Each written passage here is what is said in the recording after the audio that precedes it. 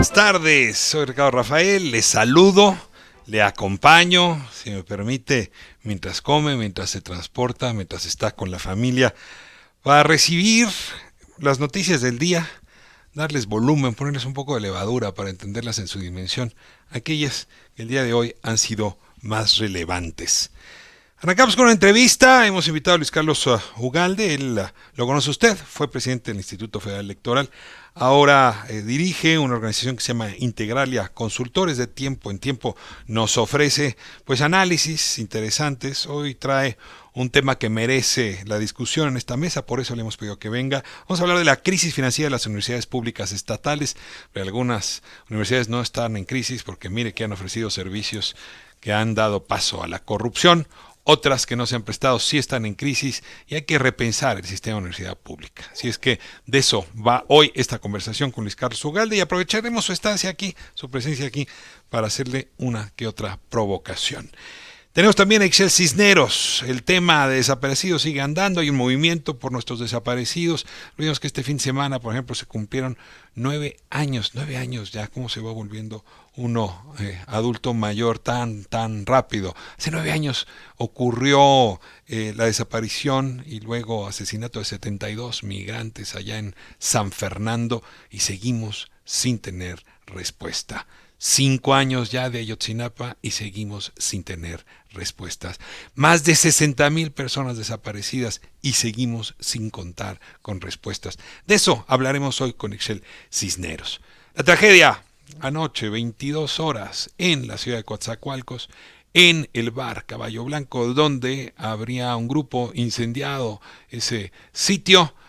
Perdieron la vida 26 personas, hay alrededor de unos 13 heridos en una tragedia que se produce en el choque entre dos bandas criminales, el Cártel Jalisco Nueva Generación y del otro lado los Zetas. De eso hablaremos hoy con Raúl Ojeda Banda. Él pertenece a la organización Ciudadanos Unidos por Coatzacoalcos. Hace ya algún tiempo que viene señalando la ola de violencia que está ocurriendo en esa entidad y en esa ciudad. Buena noticia, no nos podemos pasar el día en la amargura. Una buena noticia es que el comercio exterior sigue arrojando muy buenos indicadores. No importa lo que pase en Estados Unidos, en México, la verdad es que el motor de la exportación sigue dándonos buenas noticias. Tengo hoy a Emilio Cadena, experto justamente en temas de exportación, expresidente de INDEX, que es justamente la Cámara de los Exportadores, para que nos explique qué es lo que va bien y qué tenemos que seguir haciendo para que siga yendo igual de bien.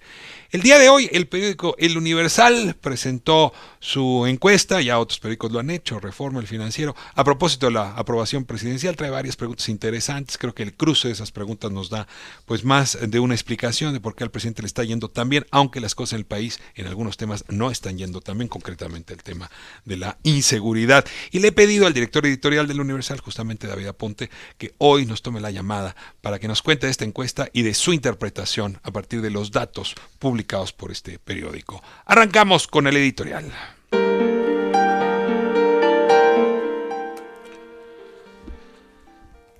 Cada vez que hay una ola de mortandad importante en nuestro país, cada vez que la violencia corre en las distintas regiones, tiene que ver, en lo fundamental, por una disputa, no por un negocio, no por una venganza, sino una disputa por una plaza.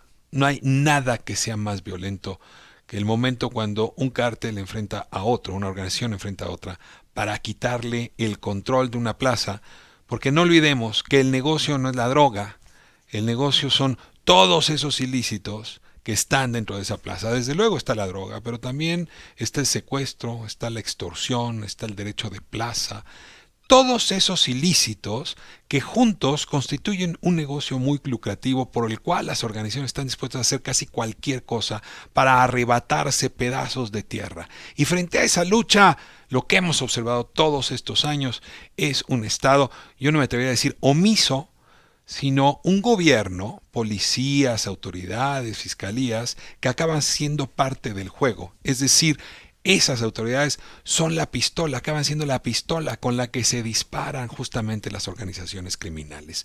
Pues más o menos esto es lo que estamos observando en Coatzacoalcos. Si me remito hacia atrás, tenemos que recordar que hace no muchos días, el 22 de agosto de este año, apareció en Río Blanco, cerca de Coatzacoalcos, el cuerpo de una mujer desmembrada. En una bolsa se asomaban sus piernas y en otra bolsa estaba su cabeza, y junto había unos mensajes que justamente una banda criminal lanzaba a otra banda criminal, concretamente el cártel de los Zetas, al cártel Jalisco Nueva Generación, anunciando que en esa región vendría un río de sangre. El anuncio estaba claro.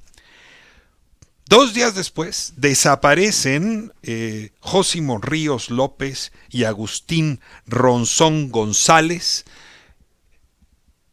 secuestrados por la Policía Municipal de Coatzacoalcos. O sea, estos dos individuos, hay testigos que lo dicen, fueron detenidos por la Policía Municipal de Coatzacoalcos y desaparecen.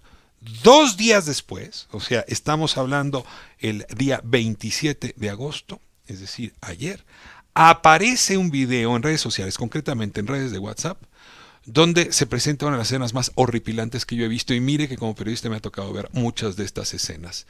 Estos dos sujetos, uno de 31 años, el otro de 29 años, obligados a decir que eran narcotraficantes, obligados a descubrirse como chapulines, es decir, personas que han pasado de un cártel a otro, y después el video, que todavía es posible verlo en redes sociales, muestra un degüello de ambos personajes, donde el sonido del dolor distorsiona incluso el audio del video.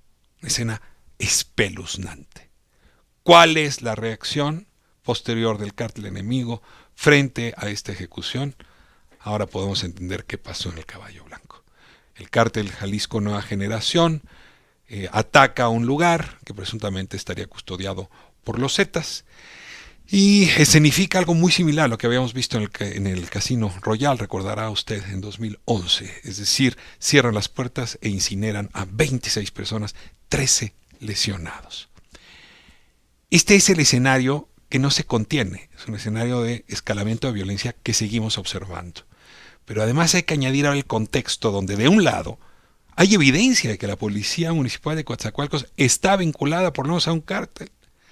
Y observamos ahora al gobernador Cuitlagua García acusando a Jorge Winkler, el fiscal general de Veracruz, su fiscal general, no el que él nombró, pero es el de su estado, de haber liberado justamente a Ricardo N., déjeme llamarlo así, que sería uno de los líderes que encabezó este ataque contra el Caballo Blanco. Es decir, dice el gobernador Cuitláhuac, esto es un problema de la Fiscalía General, que estaría vinculada con el cártel Jalisco Nueva Generación, ya lo he acusado antes de esto, y por eso liberaron a este individuo, tuvieron 48 horas encerrado en julio, y ahora es la cabeza de este atentado.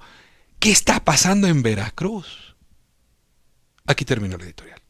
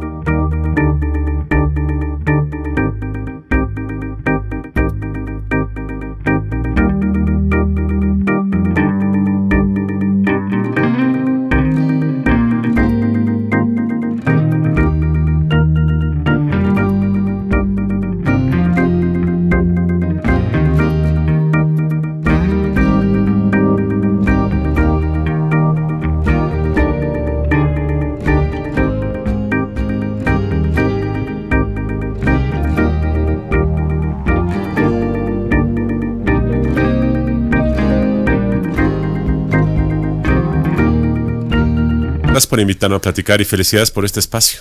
Pues mira, con gran honor, con gran esfuerzo por la credibilidad, por hacer un periodismo lo más incluyente posible, donde todos los temas estén, las voces estén, y sobre todo este tipo de análisis que desde distintas salas de la sociedad se están llevando a cabo, Y deja de comenzar por ahí, antes de entrar de lleno al análisis de la crisis financiera de las universidades públicas que hoy nos presentas. Revisando la encuesta del Universal que se publicó el día de hoy, por cierto vamos a tener a David Aponte un momento para hablar de los datos, me sorprendió encontrar que cuando le preguntan a la gente quiénes son los que más están ayudando al presidente en la transformación, la gente dice el gabinete, la gente dice su partido, la gente incluso dice el ejército, pero hasta abajo están las organizaciones de la sociedad civil. Es decir, un actor que durante mucho tiempo estaba cargado de legitimidad, cargado de aprecio. Sobre todo te estoy hablando en la transición de los años 90, incluso en el arranque del siglo, ahora ha caído como en el último lugar del aprecio. Podría irme a la fácil y decirte es que el presidente las ataca, pero no creo que todos aquí obedezcamos y pensemos como el presidente. Creo que hay otros argumentos y me encantaría saber tú que ahora estás en la sociedad civil, cómo percibes y qué análisis tienes de esto que está sucediendo. Primero, creo que los organismos de la sociedad civil deben adaptarse a los nuevos temas y a la nueva narrativa inclusive. Creo que durante muchos años la sociedad civil se volvió muy visible por la debilidad del gobierno. Y durante al menos el gobierno de Peña Nieto, su fragilidad en el tema de corrupción, por ejemplo, o en el tema de procuración de justicia o de inseguridad, y también con Calderón hizo que varias de ellas se volvieran muy prominentes. De alguna forma, el gobierno quería comprar legitimidad al darles interlocución. Claramente con López Obrador eso es al revés. El gobierno no necesita legitimidad de nadie. Exuda legitimidad de este gobierno, al menos el presidente de la República, y eso hace que la interlocución de estas organizaciones sean diferentes. Dos, yo creo que las organizaciones de la sociedad civil deben reinventar su narrativa o sus indicadores de éxito. Durante mucho tiempo yo he visto que una manera de las organizaciones de justificar su desempeño era a través de aparecer en los medios tradicionales, conferencias de prensa, presentaciones de estudio. Te lo digo yo que soy consultor, pero también hago estudios y una de las cosas que quieres es que se difundan. Pero muchas veces difundirlo eso a través de la prensa o los noticiarios o los canales tradicionales no tiene ninguna relevancia porque acaban siendo estudios que conoce un círculo muy cerrado y probablemente la sociedad civil tiene que pensar qué significa éxito. Y el tercero tiene que ver, yo creo, con los temas. Es decir, los temas de la agenda de la sociedad civil han sido los originales de los años 80, derechos humanos, y creo que eso sigue siendo válido más que nunca. Pero hubo una nueva generación en temas de gobernanza, temas de corrupción, de transparencia, que quizás son temas que siendo muy importantes para la calidad del gobierno, no están teniendo un clic con el discurso político, y creo que en el tema de seguimiento de programas sociales, el tema de la pobreza, el tema de los conflictos comunitarios regionales son temas nuevos que hay que hacer. Te preguntaría si no ha faltado un análisis autocrítico. A ver, cuando conoces bien tú la vida de los partidos, cuando uno mira a las oposiciones hoy, lo que más te sorprende es que no estén yendo al diván. Sí. Los partidos van al diván, ¿no? Sí. Se revisan, ven qué pasó con su ideología, con su identidad, qué hicieron mal, sus liderazgos, cambian de liderazgos. Es decir, los partidos, si quieren sobrevivir, están obligados al cambio. Lo mismo ocurre con cualquier otro tipo de comunidad humana. Y a mí me llama la atención, te digo con franqueza, que no veo a la sociedad civil, preguntándose si el tipo de liderazgos que tenía el pasado, tan protagónicos, ¿no? Que yo no diría prominentes, diría protagónicos. A ver, si yo te digo secuestro, tú me respondes una líder de secuestro. Si yo te digo anticorrupción, tú me respondes un líder de anticorrupción. Si te digo derechos humanos, bueno, puede ser que tengas ya varios, pero hace unos años tenías uno. Y si dijera feminismo, era uno. Es decir, les ha costado como volverse más sociedad y menos organizaciones alrededor de una persona. Y hay una suerte de complicidad, inclusive. Yo se lo decía el otro día a uno de estos miembros de la sociedad civil. Le dije, oye... ¿Prominentes o protagónicos? Prominente, inteligente y protagónico. Le decía, ustedes son responsables... Yo he sido muy crítico últimamente del Comité de Participación Ciudadana del Sistema Nacional Anticorrupción, que es una creación de varias organizaciones de la sociedad civil que dijeron que con ese comité ciudadano se iba a resolver el problema del combate a la corrupción. Y en mi opinión ha sido un fracaso. Y en mi opinión lo más grave no es eso, sino que las organizaciones de la sociedad civil no nos han dado la cara para explicar por qué esa que fue una apuesta de ellos no está funcionando. Yo he escrito esto en periódicos y he dicho, ¿dónde están estas organizaciones para exigir cuentas a este comité que no está dando buenas cuentas? Entonces yo también creo que ellos exigen cuentas, pero no están dando cuentas y no son muy afables con la crítica que se les hace. Ahora, la ley le impone a las entidades públicas, digamos, objetivos de acceso a la información y de transparencia, pero a menos que tengas recursos públicos, no se impone, digamos, como norma sobre las organizaciones de la sociedad. Y sin embargo, por razones de legitimidad, sí es importante saber de qué se financian, cómo tienen la mezcla de recursos. O sea, por ejemplo, hay una organización que a mí le he seguido la pista de hace tiempo, pues cuyo principal financiador es el papá del dirigente de esa organización. Uh-huh. Y el papá, pues, en lugar de pagar impuestos, se condona impuestos con estos donativos. Es muy difícil entregarle a esa organización la misma credibilidad que otra organización. Ayer, por ejemplo, hablaba con una que está defendiendo a las víctimas de los 72 migrantes, aquellos que murieron en San Fernando. Uh-huh. Y dice, ¿de qué viven? Pues con las uñas, viendo sacamos dinero. Y no es la misma sociedad una que la otra. Y sin embargo, se nos ha mezclado el concepto, y cuando veo estos indicadores, me parece que unos se están llevando, digamos, en la misma barredora a otros. Estoy parcialmente de acuerdo, y ahora déjame decirte, habiendo dicho que yo soy crítico y cuestionado y que hay una suerte de complicidad y de falta de rendición de cuentas y de que muchas veces se autodenominaban el monopolio de la representación social.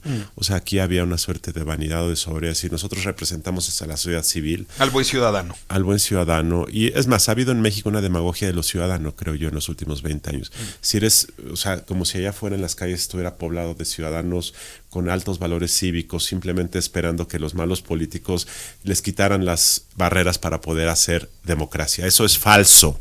Y mucho de esta demagogia permeó hacia la sociedad civil organizada. Es un poco también como la demagogia del pueblo bueno y sabio. Son dos facetas de una exageración romántica. Sí, el ciudadano sustituyó al vocablo pueblo. Exacto. Y ahora regresó pueblo y sustituye al de ciudadano. Más o menos ese es un péndulo el que vivimos. Pero lo que te quiero comentar es que también es cierto que algunas organizaciones de la sociedad civil organizada y protagónico, yo creo que han hecho cosas muy positivas que este gobierno le pueden beneficiar. Uh-huh. Hablo de la organización que probablemente hace rato tú sugeriste, Mexicanos contra la Corrupción. No, está pensando en una fundación. Okay. Una fundación yo creo que el trabajo... A ver, ¿tú tienes información de que Mexicanos contra la Corrupción está financiada sobre todo por el papá de su director? No, yo sé que está financiado por muchos. Sí, no bueno, pensando. Perdón, te malinterpreté. Pero voy a llevar al diván a ti, Carlos. Pero yo creo, Ricardo, que lo que han hecho ellos es maravilloso en términos de haber forzado a las autoridades a asumir un caso que me parece escandaloso y forzar, digo, a lo mejor hubiera ocurrido de cualquier manera, pero el que lo hayan colocado en la vitrina pública me parece que fue muy relevante. Y me parece que este gobierno tiene una relación de amor y odio. ¿Cuál caso? ¿El de la estafa maestra? De la estafa maestra. En realidad es de animal político, y lo que hicieron fue dar dinero. No, también, honor a quien honor merece. O sea, el político no tenía dinero para hacer esa investigación. Tiene razón. Contra la corrupción sí tenía dinero. Animal político es una gran investigación. Mexicanos contra la Corrupción la difunde, y ambos esfuerzos me parece que rinden frutos. Y este gobierno tiene una relación de amor y odio, porque cuando los amparos de estas organizaciones impiden una obra pública, son bloqueadores. Cuando usan esa información para llevar un caso, simplemente hay silencio. Entonces yo regreso al tema de la transparencia. Es que tú tienes información que vale la pena que tenga el público. Es decir, el único que ha dicho aquí que todos esos amparos vienen de Mexicanos contra la Corrupción es el presidente López Obrador. Yo no he visto a Mexicanos contra la Corrupción decir, estos 42 amparos los presenté yo. No, lo que incluso te esconden la mano. Lo que pasa es que yo creo que ahí sí hay algo como muy raro en el tema de transparencia. O sea, si vas a presentar 42 amparos, dilo de frente. Muéstralo, haz una conferencia. Voy a meterlos por esta razón. Porque lo metes por abajo y luego pues todo el mundo empieza a saber quién los metió y resulta que no es un amparado. Digo, no son 42 amparados, sí es uno. Así yo ahí vuelvo al tema de la transparencia, que a mí sí es lo que me tiene muy inquieto la sociedad. Yo he visto el colectivo Nomás de Roches y viene la lista como de 15 organizaciones, entre ellas Mexicanos contra la Corrupción.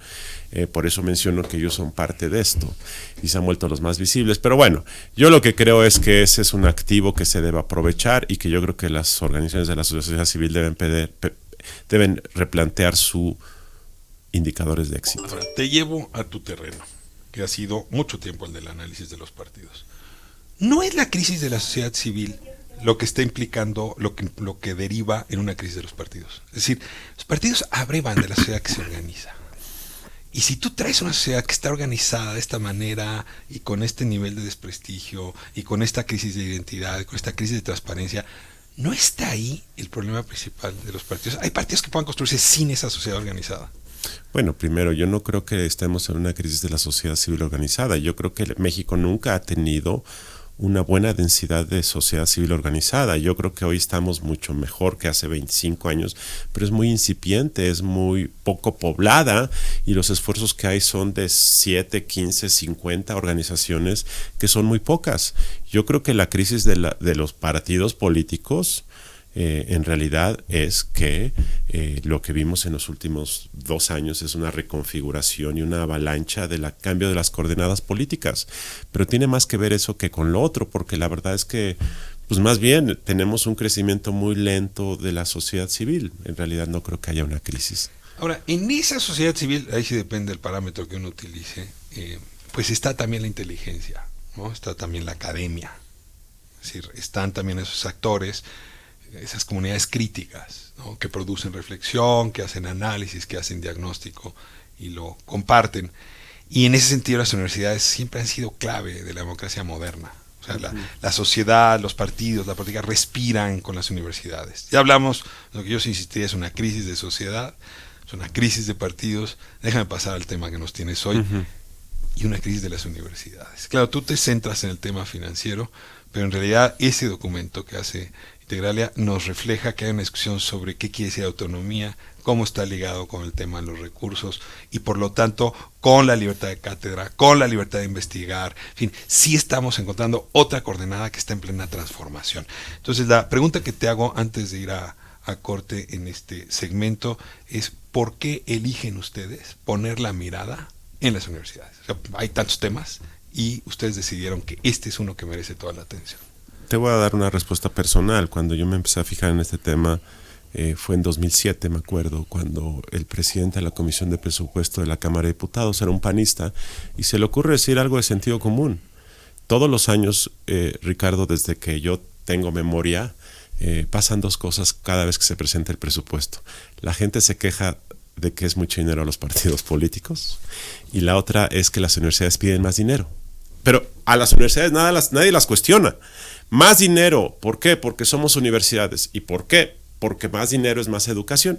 Y nadie cuestiona. Y me acuerdo que en 2007 un diputado del PAN se le ocurre decir que primero expliquen para qué quieren dinero. Y me acuerdo que todo el establishment universitario, empezando por el rector de la UNAM, los rectores estatales y la inteligencia del país que tiene siempre vínculos universitarios y los medios que reciben mucho dinero de las universidades públicas se le fueron a la yugular y lo mataron mediáticamente y se quedó callado. ¿Quién era el legislador? Era un legislador del Partido Acción Nacional, ahorita si quieres. Pero es en la época de Fox lo que está. En la época, el primer año, era el término de Fox y el inicio del periodo de Calderón. Y era una crítica esencialmente a la UNAM, no a las universidades. Era probablemente decía que la UNAM costaba demasiado. Era probablemente la UNAM, pero ni siquiera decía no le demos dinero, decía dime para qué, dame indicadores de resultados.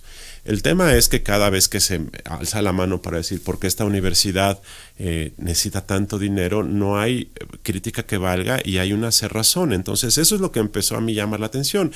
Y luego en Integralia empezamos a hacer estudios sobre las finanzas estatales y la composición política a nivel estatal y te das cuenta del fenómeno universitario es un fenómeno que son enclaves de poder político, son enclaves clientelares, son rectores que de ser agentes académicos se vuelven en actores políticos, son complicidad con los medios de comunicación porque las universidades gastan mucho en comunicación social y esto te lleva a una amalgama en donde muchas universidades pierden calidad académica y pierden sostenibilidad financiera pues porque su criterio es político.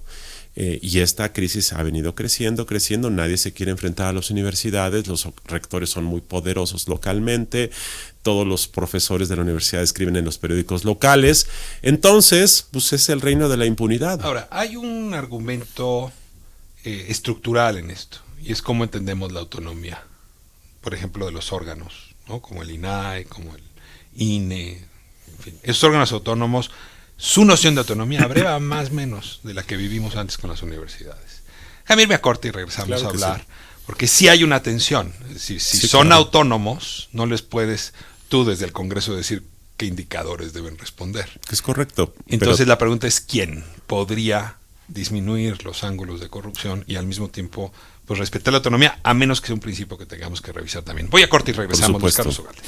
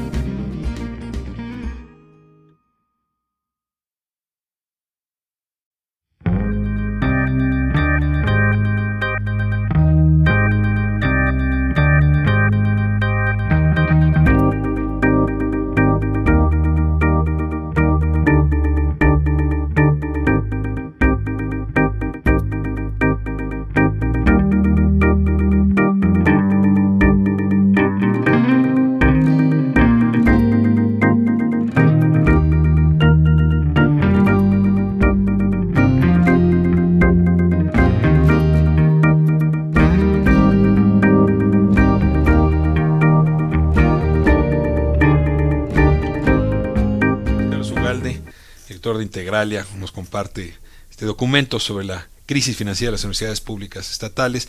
Y antes de irnos, te preguntaba por este argumento de la autonomía. O sea, tú decías, bueno, es que el contubernio de las universidades con los medios de comunicación, con los gobiernos estatales, con el poder político, pues les generan un poder que les ayuda a no rendir cuentas, a que no sean transparentes. Generalizados un poco, valdrá la pena ver las diferencias, pero yo te diría, es que el concepto de autonomía universitaria sí se definió en México para asegurar que ningún agente externo pudiera intervenir en la vida universitaria, y eso incluye sus finanzas. Bueno, la autonomía en materia académica, en la materia de libertad de cátedra, en la organización de la vida universitaria, me parece que eso es algo que se debe garantizar y se debe proteger.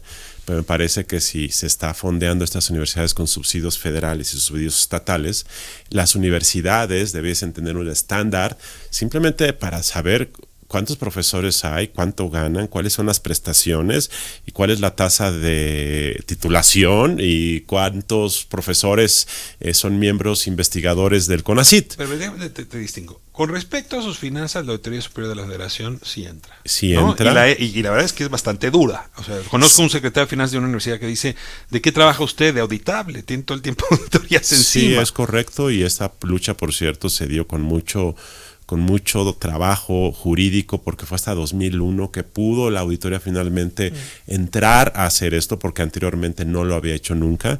Pero te pongo un ejemplo. La auditoría sí entra, pero no deberíamos de tener un sistema de indicadores homogéneo, público, en donde supiéramos cuánto se les paga a los maestros. Te voy a decir, para este estudio que hicimos, conocer las condiciones de trabajo del personal administrativo y docente de las universidades fue un problema mayor, simplemente porque no puedes saber cuánto se les paga, cuánto se les da de prima vacacional, cuál es el aguinaldo, cómo está su sistema de pensiones. Me parece que saber eso no es violar la autonomía de las universidades. Me parece que saber cuál es la tasa de titulación o cuál es otro tipo de indicadores académicos, me parece que no es algo... Tengo aquí, en otros países son instancias asociadas a las universidades, o incluso instancias privadas quienes hacen esa tarea. Y las universidades son las calificadoras de las universidades. Es un acto de buena voluntad. En efecto, en México no hay una instancia social o intermedia que haga esa tarea. Lo podría hacer la ANUYES, la Asociación Nacional de Universidades e Institutos de Educación Superior, quien propiciara, facilitara. No lo ha hecho. Te voy a dar un ejemplo. En 2018 hubo 11 universidades que se tuvieron que acercar a la Secretaría de Educación Pública porque están en bancarrota y van a estar otra vez, ya están en bancarrota. Es decir, cada año llegan a septiembre y se les acaba el agua. Entonces tienen que ir a tocar la puerta de la SEP, que les da 2,000, 3,000 millones de pesos. El año pasado firmaron un convenio para comprometerse a poner orden en sus pensiones, en sus prestaciones laborales, en la homologación de las plazas de maestros, y es información que no conocemos, no tenemos, no existe. Entonces, autonomía académica sí, autonomía de gestión sí, pero creo que las universidades requieren un poco de rendir cuentas sobre su desempeño, porque cuando no rindes cuentas sobre tu desempeño financiero, eso empieza a contaminar lo académico, y entonces las universidades se vuelven una suerte de islas de clientelismo político, y esto me parece que distorsiona y agrava las crisis financieras. Voy a añadirte un argumento. Sí. Hablábamos de la estafa maestra hace un momento. La ley de adquisiciones abrió una puerta perversa para las universidades. Así es. O sea, ya no necesitabas licitar si tú contratabas una universidad, y luego la universidad contrataba a tu amigo. Así ¿no? es. Y pues yo he visto muchos académicos que se han comprado casas extraordinarias con esos proyectos. Por supuesto. Es más, dejaron de ser académicos, se volvieron consultores. Por supuesto. Y he visto universidades que se han venido financiando en mayor o menor medida, pues con esto que vimos en la Universidad de Hidalgo, en la Universidad de Morelos, en la Universidad de Veracruz, la universidad como en el epicentro de la corrupción. Así es. ¿Cómo hacer para que eso se modifique? Modificar la ley de adquisiciones, otra vez, mayor escrúpulo por parte de la auditoría, autoridades distintas, el cuerpo académico rehusándose a jugar ese papel. Mira, lo primero que se tiene que hacer es exigir orden al dinero. Y esto lo puede hacer la Cámara de Diputados ahora que se apruebe el presupuesto 2020. Orden, es simplemente hay que pedir un compromiso que en los próximos 5 años vas a fondear tu sistema de pensiones. El sistema de pensiones de las universidades públicas estatales, varias de ellas no está fondeado, entonces tomas dinero del gasto corriente para pagarle a los jubilados. Simplemente poner orden. 2, hay muchas plazas de maestros que no están reconocidas por las autoridades y se dan como un fenómeno clientelar. Contratas gente, contratas enviados de diputados, amigos del rector. 3, creo yo que se tiene que discutir cuáles deben ser los indicadores básicos de las universidades públicas estatales. ¿Qué queremos? ¿Qué queremos? Queremos que haya muchos egresados, queremos que haya muchos maestros, queremos que haya pocos o muchos alumnos por maestro. ¿Qué queremos del sistema de universidades públicas estatales? Cuarto, tienes que mejorar y transparentar el mecanismo de nombramiento. En muchos estados el gobernador es el que propone al rector, punto. En muchos estados los consejos universitarios no están bien designados, bien equilibrados. En muchas universidades es conocido ampliamente familias, literalmente familias o grupos políticos dominan la vida universitaria. Es el caso de Tlaxcala, es el caso de Hidalgo, es el caso de Colima, ha sido el caso de Sinaloa. Hay muchos ejemplos. Hay otras universidades, por ejemplo la de Morelos, la Universidad Autónoma del Estado de Morelos es uno de los casos más extremos de una universidad en bancarrota, que además moviliza socialmente a la comunidad para protegerse cuando alguien les quiere pedir cuentas del dinero. E incluso ha habido activistas sociales como el poeta Sicilia, que ha salido a marchar con rectores de esa universidad.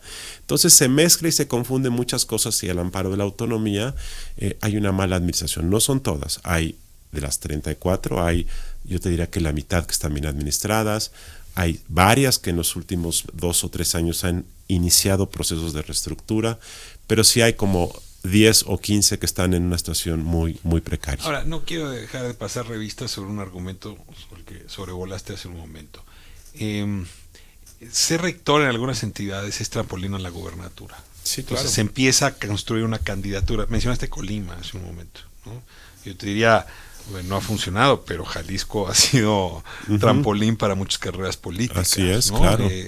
Yo no me atrevería a decir todo eso desde la UNAM, ¿eh? Es interesante. O sea, ¿qué hace que una universidad funcione así y otra no? Pero se vuelve un problema, porque entonces apropiarse de la universidad es un paso para apropiarse de la gobernatura. Y estoy utilizando correctamente el verbo. Es correcto. ¿Cómo haces para que los cuerpos colegiados, los pesos y contrapesos de la universidad, pues en efecto divorcien, déjame citar a Juárez y ahora al presidente del Observador, el poder universitario del poder político? Una de las cosas que tienes que hacer es acabar con las nóminas, con los pagos de comunicación social de las universidades. Es verdaderamente ofensivo que universidades públicas contraten planas completas de periódicos en la Ciudad de México para anunciar el informe anual del rector. Eso sigue ocurriendo. Entonces, tienes que reducir los instrumentos para que no se politicen los rectores. En este estudio analizamos la trayectoria profesional de los rectores y te das cuenta que el 70% de ellos antes de ser rectores eran académicos, profesores, investigadores, eran genuinamente académicos. Entran a la rectoría y se transforman y cuando salen el 70% son presidentes municipales, diputados locales, secretarios del gabinete del Estado, algunos senadores. Entonces la rectoría te da instrumentos para hacer política y eso te genera la tentación. Ahora es interesante, estábamos hablando al principio de este segmento de la autonomía, es decir, las finanzas te construyen espacios de autonomía que a su vez se traducen en espacios de autonomía frente a tu cátedra, libertad de cátedra y frente a tu investigación. Sin embargo, esto que nos relatas son estocadas contra la autonomía. Porque si lo importante es que el rector sea gobernador, si lo importante es comprar adeptos y entonces comprar profesores que ni siquiera son buenos, lo que ocurre es que a los buenos profesores que andan buscando libertad de investigar y libertad de cátedra, les acortas muchísimo el terreno. Y son espacios en muchas de las universidades de este país donde la libertad no existe, eres clientela. Así es. Hemos señalado esto mucho con respecto a los profesores de educación básica, pero probablemente en las universidades es igual o bastante peor. El clientelismo que se dio en el Sindicato Nacional de Trabajadores de la Educación en los años 90 y 2000 y los últimos 30 años se asemeja mucho al clientelismo burocrático universitario. Rectores que tejen una buena relación con su sindicato de la universidad, con los maestros, con los medios. Es decir, es el mismo esquema clientelar. ¿Cómo rompes el modelo? Yo creo que reduciendo y eliminando los fondos de las universidades para comunicación y medios. 2, regulando y homologando las condiciones de trabajo de las universidades. No estoy diciendo que impongas el mismo modelo, pero no hay forma de que puedas tener una universidad funcional que te dé 90 días de aguinaldo. Hay varias que dan 90 días de aguinaldo. 3, tienes que generar un sistema de pensiones fondeado por los trabajadores, los profesores, la universidad. Tiene que ser fondeable, no hay manera de que no sea. Yo creo que si pones orden al dinero, eso eventualmente te va a empezar a limpiar el clientelismo, te lo va a ir acotando gradualmente. Y además, si generas un mecanismo claro de nombramiento de autoridades universitarias, de la composición del consejo universitario, yo creo que esas cosas ayudan.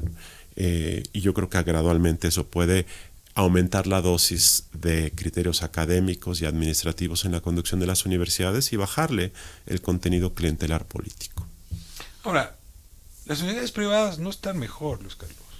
O sea, no están teniendo muy buenos indicadores. Eso, Bueno, lo estoy diciendo yo. Sí. No, a ver, perdón.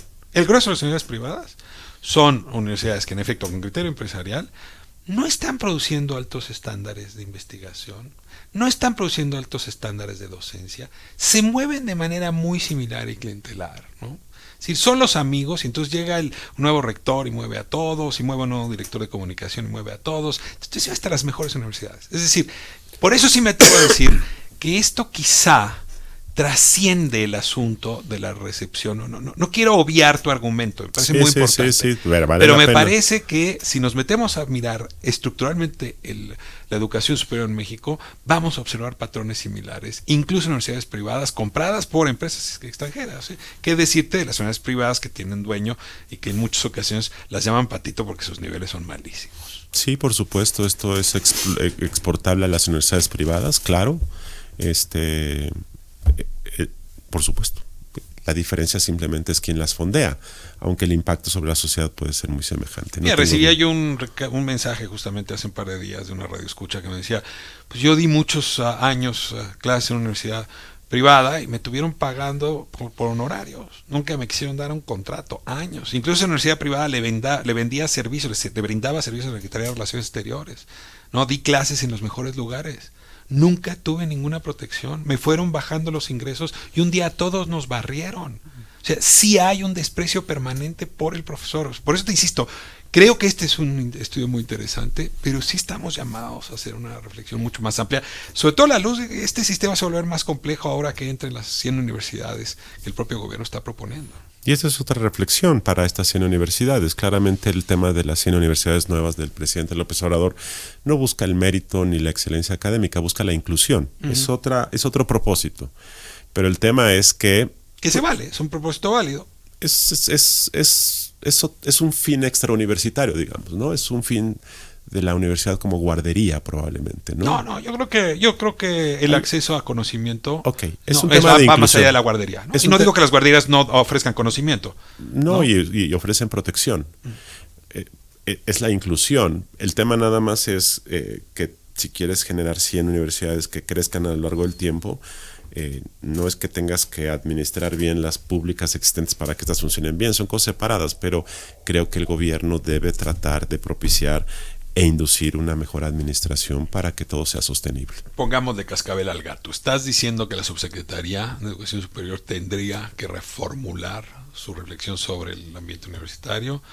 ¿Estás viendo a la NUYES como el motor? ¿Estás viendo a las universidades más grandes como quienes podrían producir Yo creo que esto? La Cámara de Diputados tiene la obligación de que ahora que va a definir el subsidio federal, ponga una carta compromiso de las universidades para reestructurar y sanear su sistema financiero.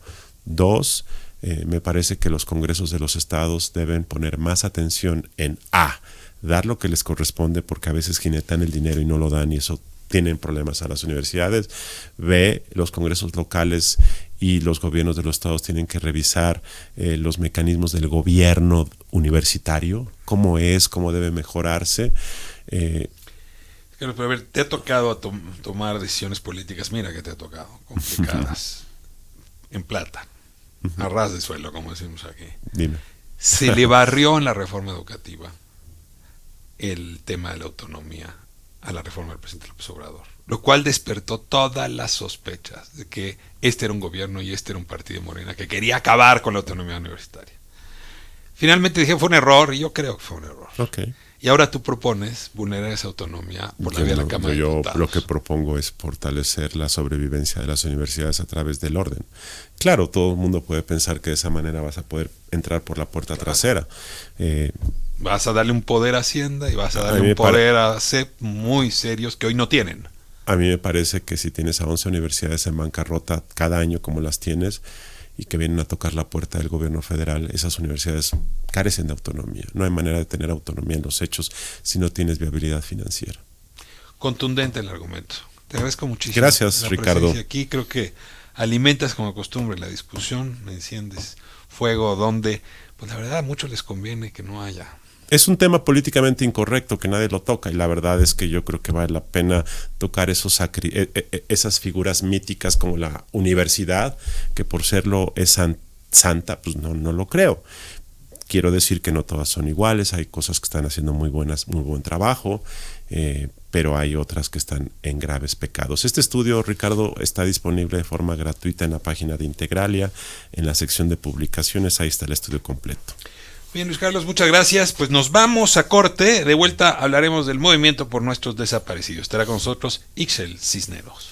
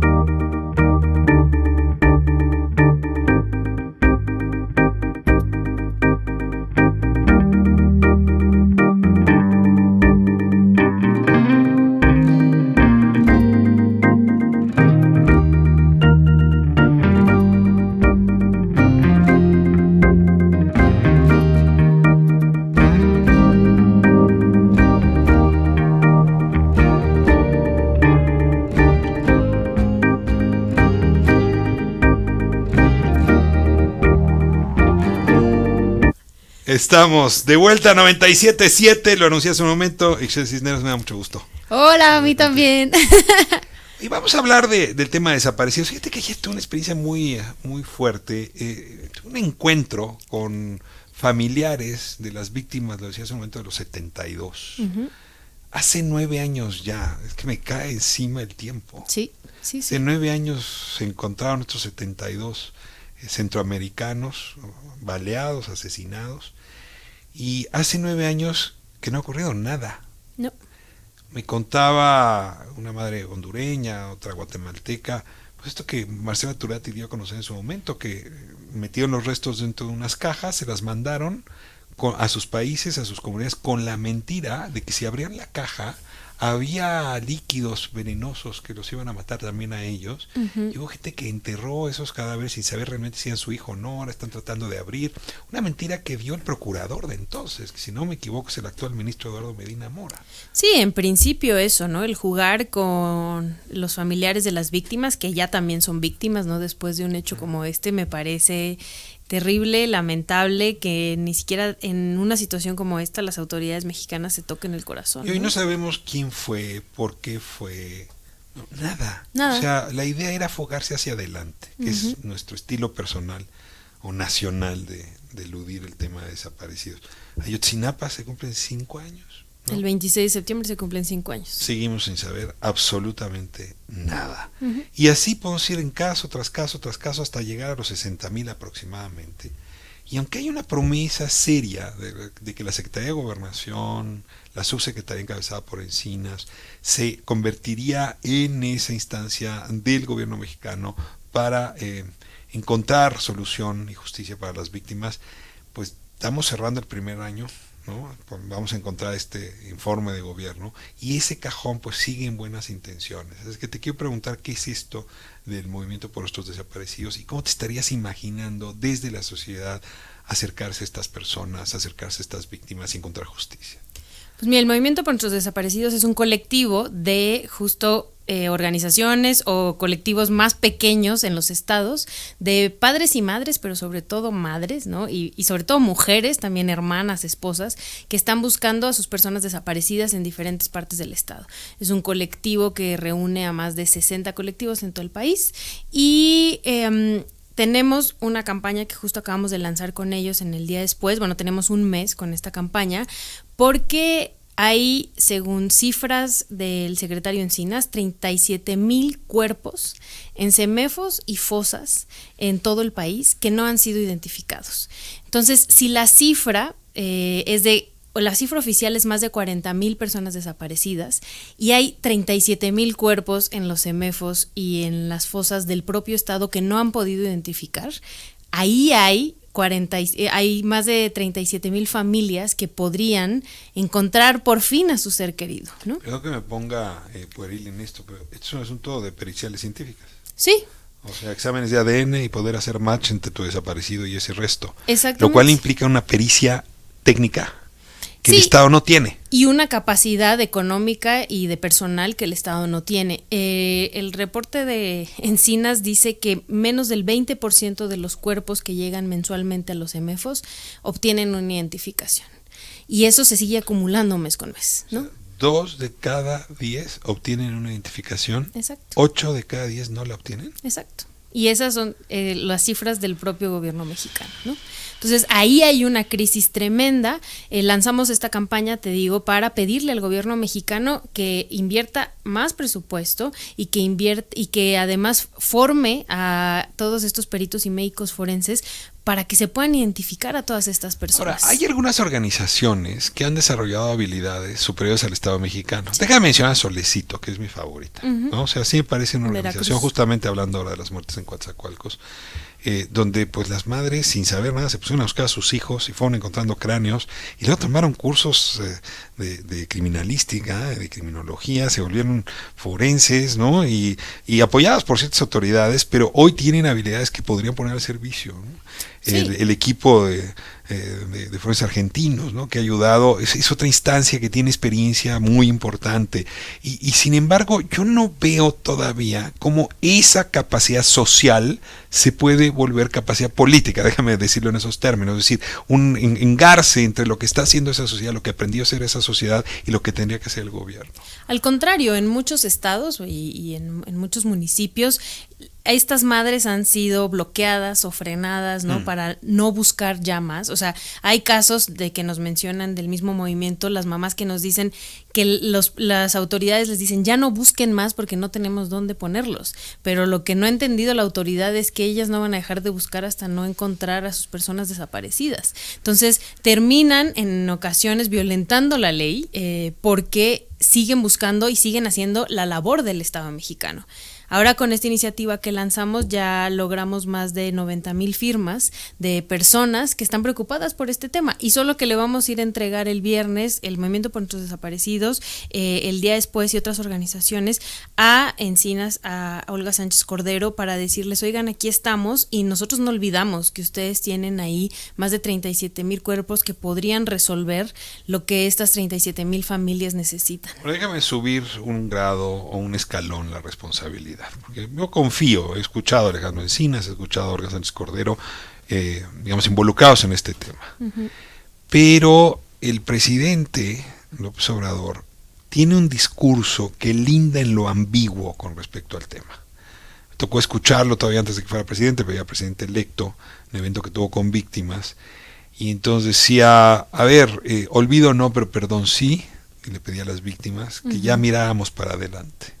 Un poco lo que ha dicho con respecto a la corrupción, es que no hay manera de voltear para atrás y resolver esto. Y las víctimas decían, ni perdón, ni olvido. Y ahí hay una discusión política importante, porque, pues en efecto, el Estado mexicano no tiene la capacidad, tenemos muchos problemas para adelante, un presidente que lo que quiere es concentrarse en lo que sigue, y le piden que además barra la casa, ¿no?, de los temas que están hacia atrás. Podemos dejar corrupción a un lado, porque eso quizá es harina de otro costal. Pero en este tema de desaparecidos, víctimas de desaparecidos, no es posible no mirar para atrás. O sea, no hay una sociedad que te lo aguante. No, y no hay una familia que te lo aguante, no hay una mamá, una hija, una esposa, porque te digo, más del 90% de quienes buscan a sus desaparecidos son mujeres. Que te acepte esta respuesta de, bueno, ya, seguro está muerto, ¿no? O sea, ya no podemos identificar, no tenemos los recursos ni económicos ni humanos para identificar estas 37,000 personas, supéralo, ¿no? En ese discurso que lo dio en Tlatelolco justamente, decía el presidente, yo también he vivido pérdidas, supongo que se refería a su primera esposa, pero es que sí hay una diferencia entre perder a un ser querido y no encontrar a un ser querido. ¿Me ayudas a poner el matiz? Porque digamos, es abismal. ¿Cuál es la diferencia? O sea, se me murió mi madre, yo lo vengo padeciendo desde el año pasado, pero no saber dónde está mi madre se me antoja una cosa muy distinta. El dolor nunca se acaba porque no sabes realmente qué está pasando, porque además hay muchos casos verificados donde sí hay células del crimen organizado que se llevan a personas para trabajar, para trabajo forzado, que se llevan a mujeres para trata. Entonces tú no puedes cerrar los laboratorios. No puedes cerrar la puerta hasta no saber que realmente está. Y las mamás te lo dicen, y eso es lo más crudo de este tema. Yo prefiero ya tener tranquilidad y encontrar a mi hijo o hija muerto. O sea, tener los restos, tener la certidumbre de que está allá. De que son ellos o ellas, ¿no? Lo prefiero 1000 veces a seguir buscando. ¿Por qué? Porque esa puerta siempre está abierta.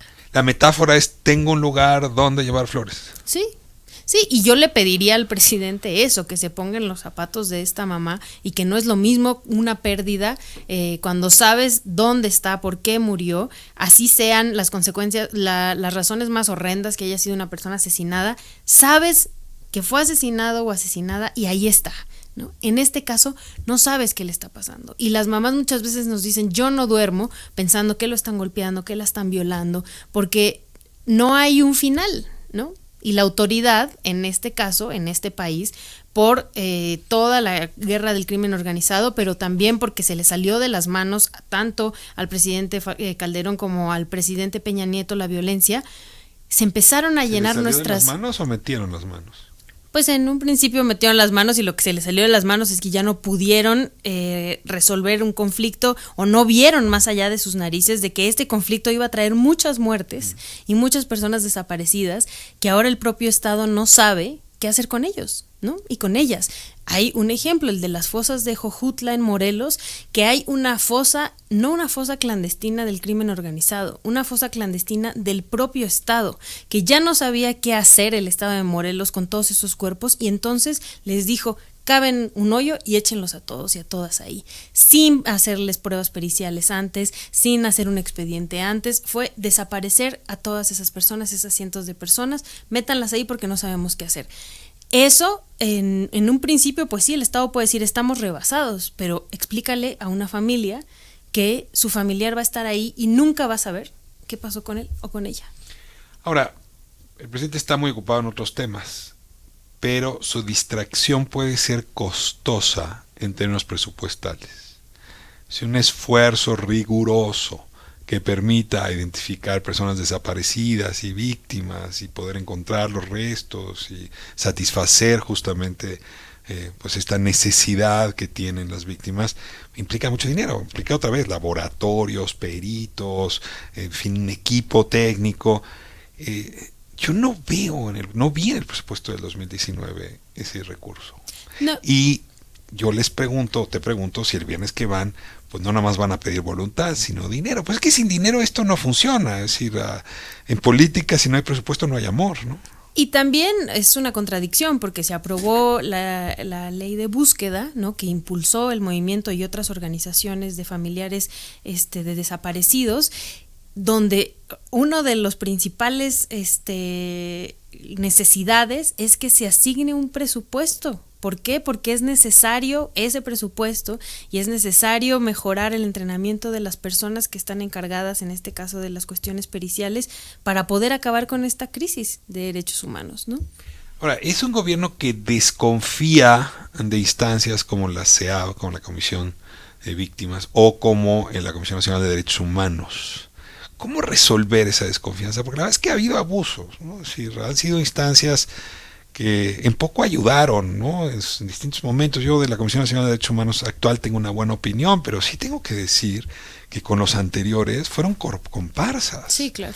Expedientes dobles, ¿no? La tardanza que tuvieron, por ejemplo, con respecto a los 72 es extraordinaria. Uh-huh. La ambigüedad que tuvieron durante mucho tiempo con respecto a Ayotzinapa, todo el último reporte es una cosa que deja mucho que desear. Sí es cierto que le hemos dedicado dinero, a ver, la Comisión Nacional cuesta 2,000 millones anuales, ¿eh? Sí. Y la CEDAW cuesta, sí, le hemos dedicado recursos y sin embargo no ha dado resultado. Yo tendría también ahí mis dudas de si es un asunto solo de recursos. Entiendo que sin presupuesto no jala, pero ¿cómo hacer para mover todas estas piezas que son la explicación de por qué no se busca a nadie, pues?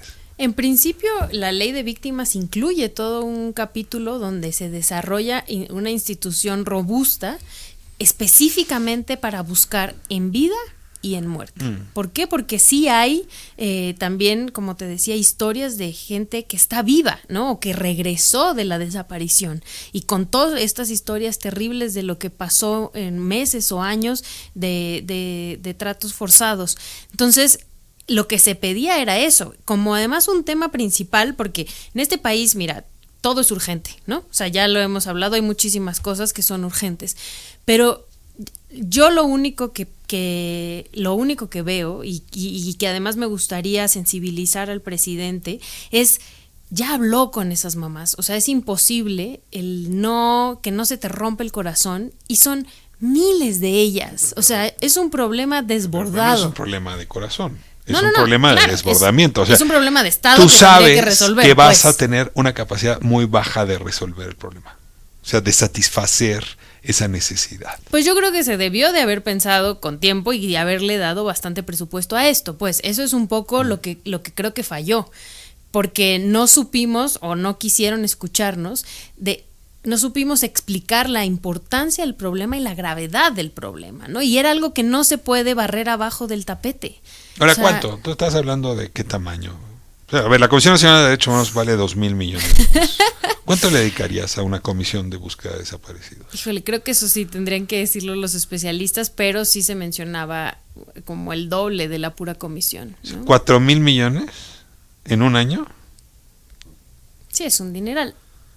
El problema es que... En una época de aperturas económicas y hasta recesión. Pero sí creo que se le está dando dinero a otras cosas y se volteó a ver otros problemas como prioritarios y no supimos explicarle al presidente la importancia de este problema. Y que además, de verdad, o sea, somos un país de fosas, ¿no? O sea, en una época llegaron a ser 200 y ahora son miles de fosas en todo el país, que son las propias mamás quienes están encontrando a los muertos. Y lo peor es que nada indica que eso se detuvo. O sea, vamos a seguir encontrando fosas. Exactamente. Para los criminales está siendo más fácil enterrar que dejar los cuerpos como antes los dejaban tirados por todos lados. Exacto. ¿Qué generación nos tocó vivir? Esta era una conversación que tenían nuestros padres, Ixchel. No, para nada. Y por lo menos a mí lo que me interesa y por lo que vamos a ir el viernes es que esto empiece a cambiar. O sea, a mí no me gustaría heredarle a mis hijos un país como este. Y por eso nos emociona mucho que haya tantos ciudadanos que hayan firmado esta petición, porque creemos que estamos por lo menos moviendo ciertas fibras para empezar a armar ese tejido social que está tan deshecho.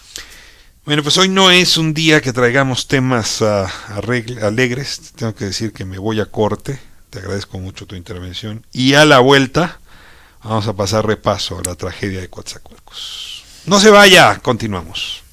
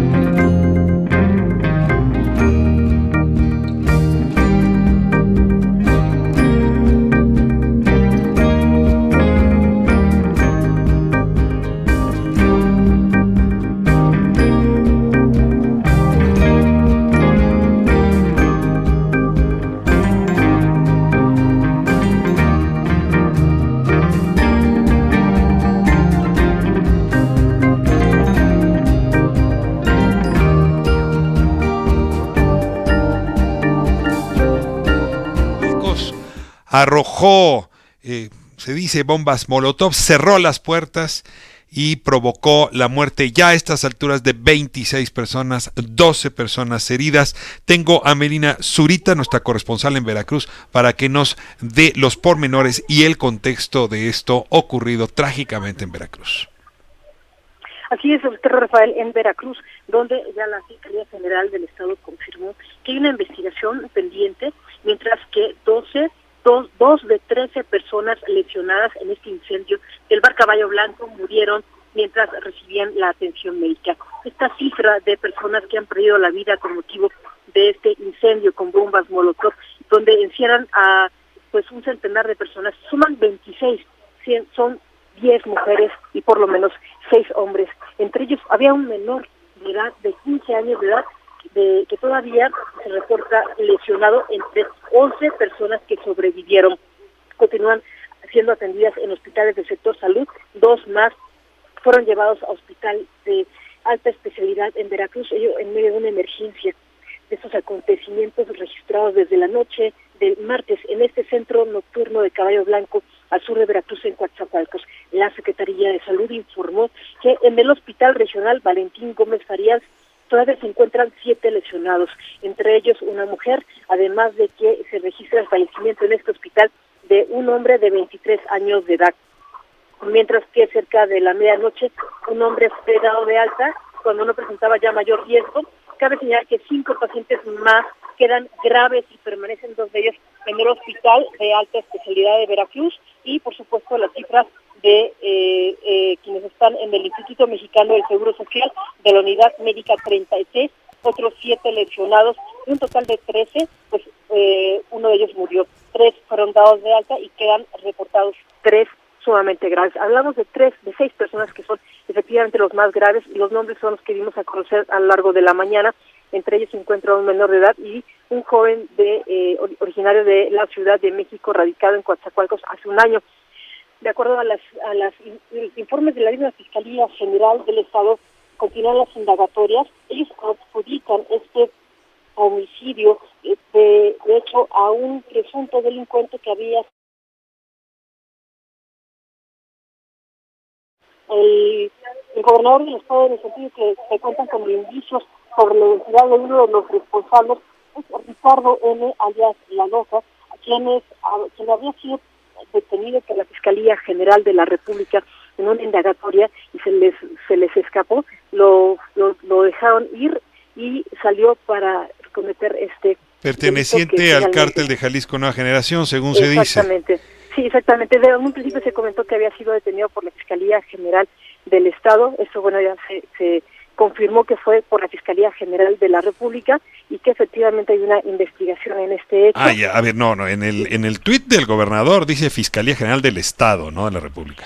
Sí, de hecho, eso fue la controversia que desmintió esta mañana la Fiscalía General del Estado, donde pues niega el fiscal Jorge Winkler Ortiz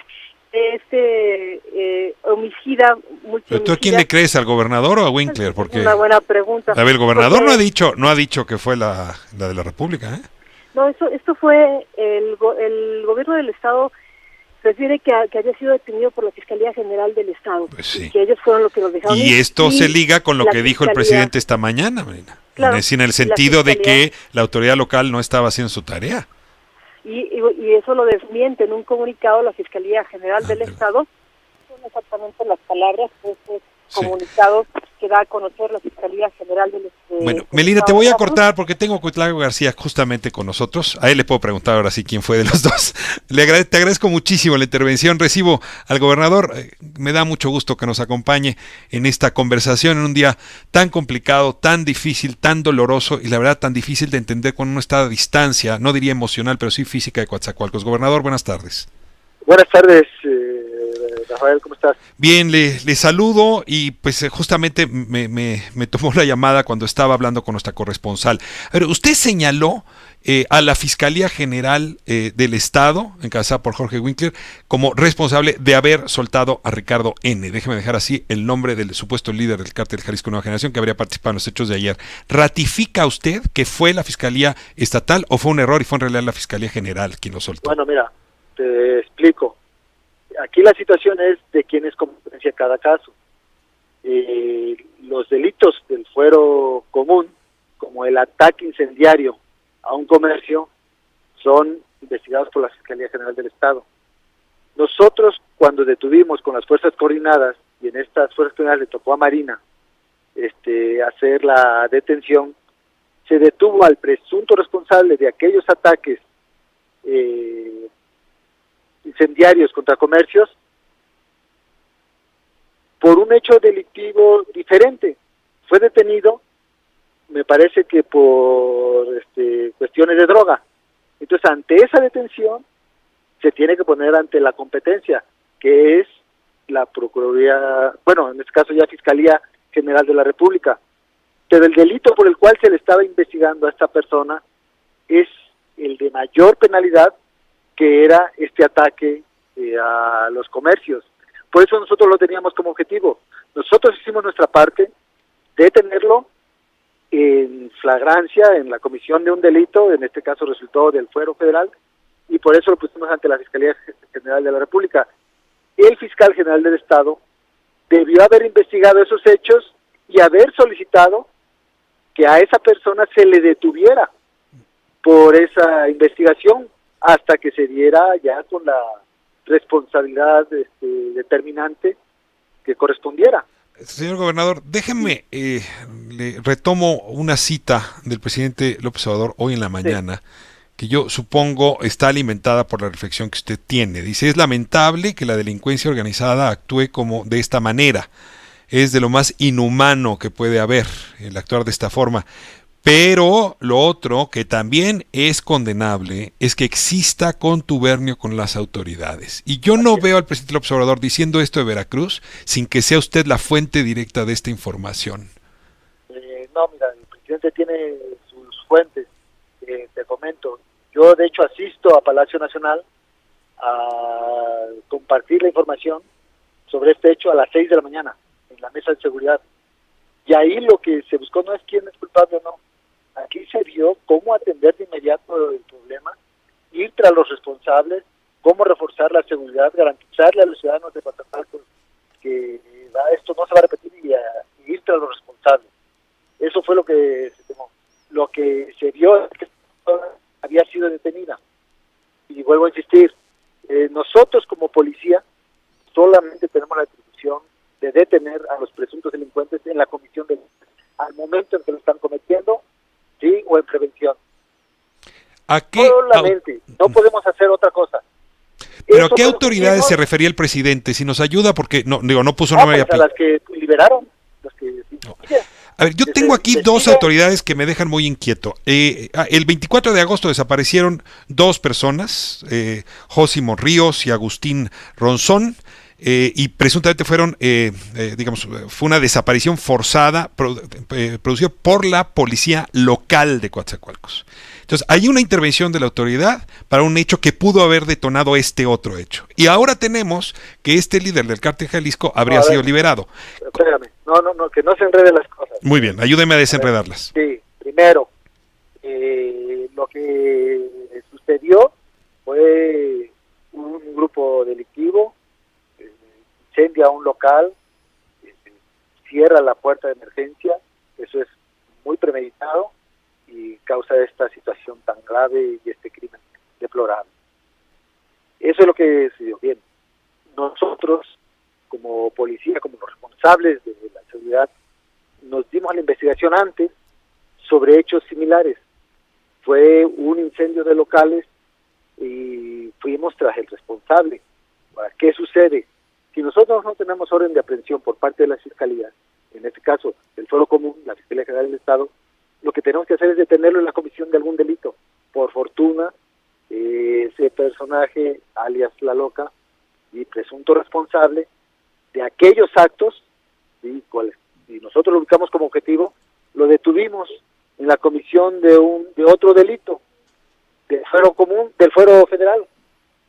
Como nos corresponde, nos obliga la ley a ponerlo ante la dependencia correspondiente. Y eso fue lo que hicimos. ¿Qué esperábamos? Que la Fiscalía General del Estado, que se supone está haciendo su trabajo de investigación sobre aquellos delitos de competencia que no fue común, hubiese solicitado que esa persona se pusiera ante un juez por las investigaciones que ellos supuestamente llevaban a cabo. ¿Qué sucede? Todo fiscal tiene que notificar, ¿sí? Y entendemos que la Fiscalía ante la cual nosotros pusimos a este presunto delincuente notificó a la Fiscalía General del Estado si tenía algún hecho sobre que involucrara a este sujeto. Entendemos, puesto que lo liberaron, que no, y aquí hay que dejar muy claro, hay delitos que ameritan cárcel preventiva, sí, y hay delitos que no. El delito del Fuero Común que debió haber investigado la Fiscalía General del Estado, bien pudo tipificarse para que quedara en prevención, en cárcel preventiva. No fue así, por lo tanto, pues lo que hicieron, lo liberaron de esa responsabilidad. Por eso, pues yo no puedo admitir eso. Nosotros estamos haciendo nuestro trabajo, detenemos al responsable y lo liberan, pues no se vale. Lo sigo hasta aquí, lo sigo bien. Creo que hay un señalamiento que se ha hecho mucho en Veracruz sobre Jorge Winkler y su desempeño. Y en efecto, incluso rumores, no lo llevo yo a ese terreno, pero sí lo expongo al público, de que podría estar protegiendo alguna de estas organizaciones, concretamente el Cártel Jalisco. Déjeme cerrar ese capítulo y ahora ir al origen de lo que vimos en este bar Caballo Blanco. Se declararon la guerra a los Zetas y el Cártel Jalisco Nueva Generación en un evento sobre el día 22 y amenazaron con que iba a haber ríos de sangre. Y en efecto vemos a la policía local de Coatzacoalcos metida digamos, en la detención y luego desaparición de 2 integrantes de uno de los cárteles. O sea, veríamos también a nivel municipal una penetración, o por lo menos eso es lo que se intuye periodísticamente. Le ruego que me ayude ahí también a desenmarañar los hechos. A ver, las investigaciones pertinentes corren a cargo de las fiscalías. Ellos son los que tienen que averiguar. Nosotros, vuelvo a insistir, garantizamos la seguridad, buscando la prevención y deteniendo en flagrancia a los presuntos responsables. Sobre los hechos consumados corresponde a las fiscalías. Ellos tienen que asumir su responsabilidad. Eso es lo que la ley nos permite. O sea, ojalá que a mí la ley me permitiera poner en la cárcel a ella. Ahora eso es con respecto a hechos consumados. Ahora eso es con respecto a hechos consumados, pero usted está informado de la guerra que traen en Coatzacoalcos estos 2 cárteles. Sí, eso no es nuevo. O sea, eso ya ha estado... Sí, la preocupación es la escalada de muertes. Bueno, no sé cuánto le agradezco que en estos momentos nos ayude a esclarecer, nos ayude a precisar información y desde luego a entender a quién le toca cada responsabilidad. Siempre es lamentable, pero se entiende al mismo tiempo que haya un distanciamiento entre el Ejecutivo y la Fiscalía. Y le hago la última pregunta, ¿cree que ese diferendo se resuelva de alguna manera conveniente y pronto? Se cortó la llamada, ya era la última llamada. Pues le agradezco mucho al gobernador Cuitláhuac García que nos haya tomado hoy la llamada. Y tengo conmigo a Raúl Ojeda Banda. Él pertenece a la organización Ciudadanos Unidos por Coatzacoalcos. Ha venido denunciando justamente pues la montada, el crecimiento de la violencia en ese municipio. Decía el gobernador hace un momento, no es nuevo. En efecto, no es nuevo, pero el escalamiento pues siempre tiene algo de alarmante. ¿Cómo le va, Raúl? Gusto en saludarle. Gracias, buenas tardes. Aquí estamos a tus órdenes, dime. ¿Hace cuánto se formó la organización de ustedes y por qué motivo, don Raúl Ojeda? Hace aproximadamente 3 años creamos Ciudadanos Unidos por Coatzacoalcos desde el periodo de Duarte, cuando empezó la onda preocupante aquí en Coatzacoalcos delictiva. Nosotros siempre luchando con ciudadanos para que eso se corrigiera. Desgraciadamente fueron pasando los años, tanto con él, tanto con Yunes y ahora con ese nuevo gobierno. Y nos encontramos en un problema de que las situaciones han ido creciendo. La delincuencia en Coatzacoalcos no para, al contrario crece, lo estamos viendo por ese hecho de probable que hubo el día de ayer, y que no ha sido el único, ha habido varios ya en la ciudad en el transcurso de los meses, y lo más preocupante es que si esto es lo que nos prometió la cuarta transformación de que iba a pasar, pues estamos viendo en verdad una ineptitud total en el procedimiento. Coatzacoalcos, dime. Déjeme ir despacio. A ver, se antoja otra vez, no es la primera vez en Veracruz, pero se antoja otra vez un pleito por la plaza. Mencionaba yo en editorial al principio este cadáver que apareció de una mujer el 22 de agosto de 2019, hace unos cuantos días, una mujer decapitada, donde se presume había unos carteles en los cuales ambos bandos, Cártel de los Zetas y Jalisco Nueva Generación, dicen viene un río importante de sangre. O sea, la amenaza fue apenas hace 6 días. Así es. Había información de que esto venía.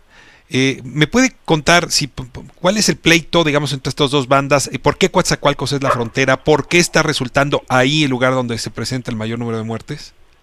Bueno, como todos sabíamos, Coatzacoalcos es una ciudad muy bollante, una ciudad con una economía bastante florecente, y que desgraciadamente al paso de los años se ha ido decayendo en una forma dramática. Es increíble ver a Coatzacoalcos que todo se vende, todo se renta, cientos de negocios cerrados por la gran extorsión del derecho de piso, en donde vemos los 2 cárteles en una lucha total. Es una lucha de poder, es una lucha donde no hemos visto que las autoridades hayan podido hacer algo. De repente encontramos que se detecta y que se detiene a una persona, pero usted sabe que la cabeza de una organización de ese tipo inmediatamente es suplida por otro más. El problema aquí es que no acaba la delincuencia en Coatzacoalcos, el derecho de piso, la extorsión, el secuestro, todo eso sigue siendo el pan nuestro de cada día. Algo que nos afecta, que nos aterra a todo Coatzacoalcos. Es una ciudad ahorita muerta, es una ciudad triste, es una ciudad herida, en donde no vemos que una autoridad tanto... Estuve oyendo ahorita un poco las declaraciones del gobernador. ¿Cuál es su reacción? ¿Cuál es su opinión? Para mí que están buscando una salida a lo que no han podido hacer, acabar con este problema que ellos prometieron que tenían en la mano. Yo he hecho una declaración y la hago y la sostengo. Si esta es la transformación que ellos pidieron, y que vinieron a ofrecer con su 4T. Esto estamos acabados.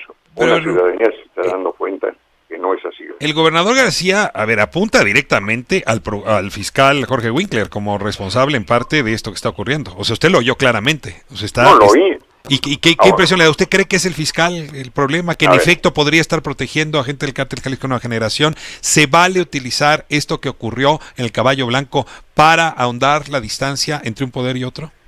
Yo primero estoy en contra de ese pleito que hay entre Fiscalía y Gobierno. No es posible que se siga, por eso estamos como estamos. La Procuración de Justicia yo siempre he dicho que es un gran problema, no nomás con los fiscales, sino los jueces, magistrados y todo lo que se quiera decir. Pero si hay un pleito entre Gobierno, ¿dónde está saliendo adelante una mejoría para el pueblo? ¿Dónde estamos viendo los resultados? Su secretario de Gobierno del gobernador, pues es pariente del que soltó allá en la Fiscalía General de la República. Entonces estamos viendo que qué pasó, quién es el culpable, o cómo estuvieron las situaciones, o dónde hay un arreglo. Ya no sabemos ni qué pensar. ¿De quién desconfiarán? Porque esto de tener un fiscal que podría estar vinculado con un cártel, como se ha acusado a Jorge Winkler, es una herida de muerte para un fiscal. ¿Tienen ustedes algún indicio o es solamente un argumento político? Yo no tengo ningún indicio y para mí son argumentos políticos. Ahora, si los hay, si el gobernador los tiene, ¿por qué no los han sacado? Bueno, el que haya soltado a Ricardo N. es uno de sus argumentos. Dice, a ver, lo detuvimos. El argumento lo soltó la Fiscalía General de la República. Está hace un escrito, ¿eh? Es lo que dijo ahora Winkler, en efecto. Bueno, eso es yo tengo el escrito, nos llegó el escrito, ¿eh? Donde la Fiscalía General de la República lo está soltando por falta de elementos. Yo no sé quién funda los elementos, porque todos sabemos que ese es un gran problema.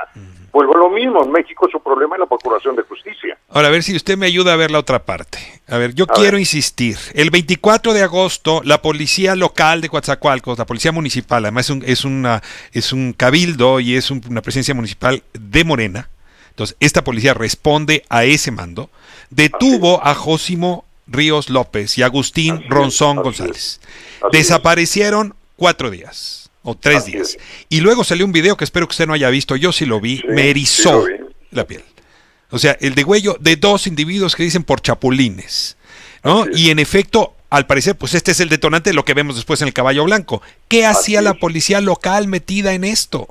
Es lo mismo que preguntamos nosotros. ¿Dónde está esa depuración de nuestra policía? Esta policía municipal se está formando a partir de 3 años para acá, porque se supone que íbamos a tener ya una policía municipalizada. Ahora viene ya el nuevo cambio, correcto, pero la policía municipal existe, donde no hay un director de esa policía, porque resulta que nuestro querido alcalde, que es una persona, para mi punto de vista, inoperante, totalmente incompetente, él declara que no necesita un director de la policía municipal porque él es el comandante supremo.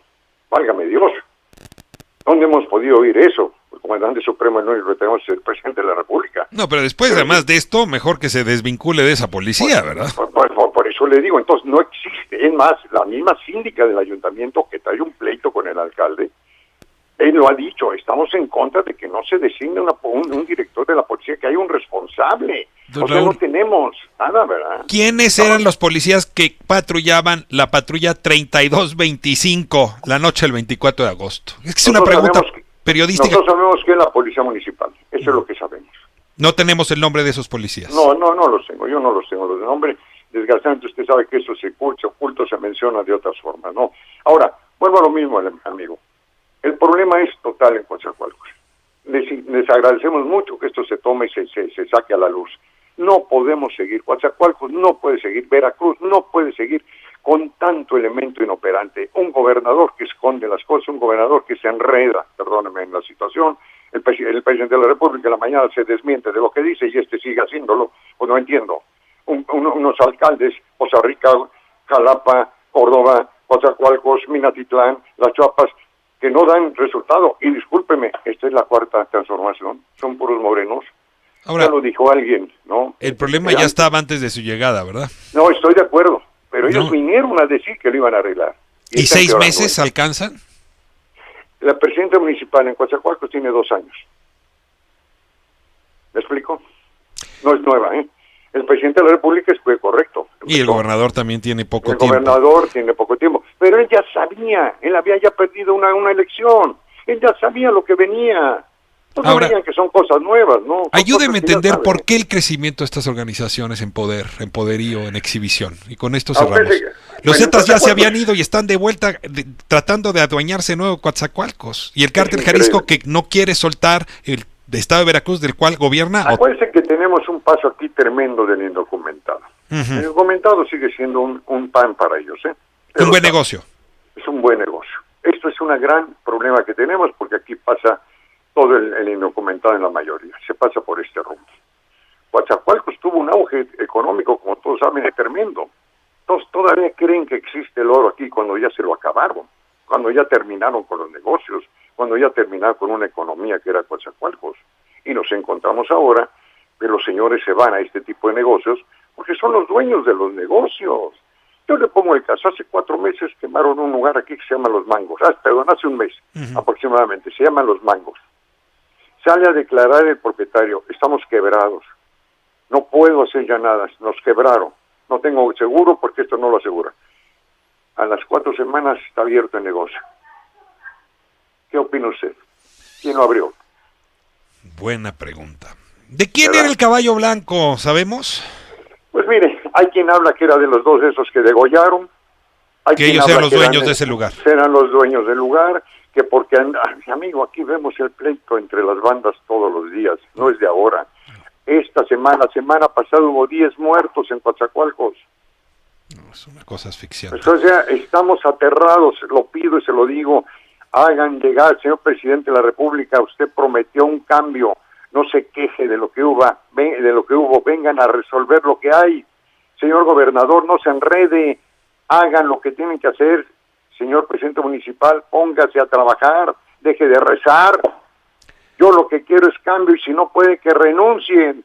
Coatzacoalcos no merece esto, amigo.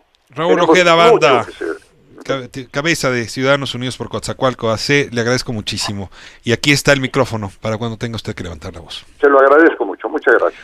Periodismo a ras de suelo, nos vamos a corte. Regresando, revisaremos la encuesta que publica el diario El Universal el día de hoy a propósito de la popularidad de la evaluación presidencial, que es bastante buena. 7 de cada 10 mexicanos están satisfechos mucho o algo con el desempeño presidencial justo cuando se cumple 6 meses de este gobierno.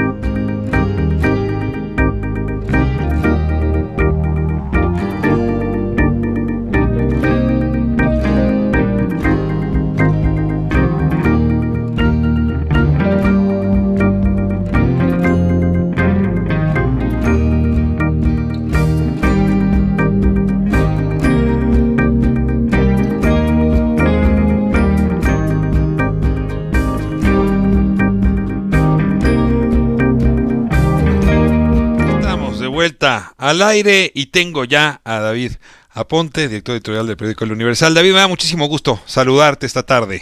Igualmente, Ricardo, buenas tardes a ti y a tu auditorio. El día de hoy se publicó la encuesta del mes de agosto sobre la evaluación presidencial, muy a tiempo antes de que se presente el informe, y encontramos pues un presidente robusto, más popularidad, mejor evaluación que en agosto del año pasado, mejora con respecto al mes pasado, a la última evaluación, perdón, que fue en junio del 2019. Te ruego tus primeras impresiones, David. Mira, el levantamiento fue entre el 20 y 24 de agosto, 1,000 ciudadanos, es una encuesta cara a cara nacional.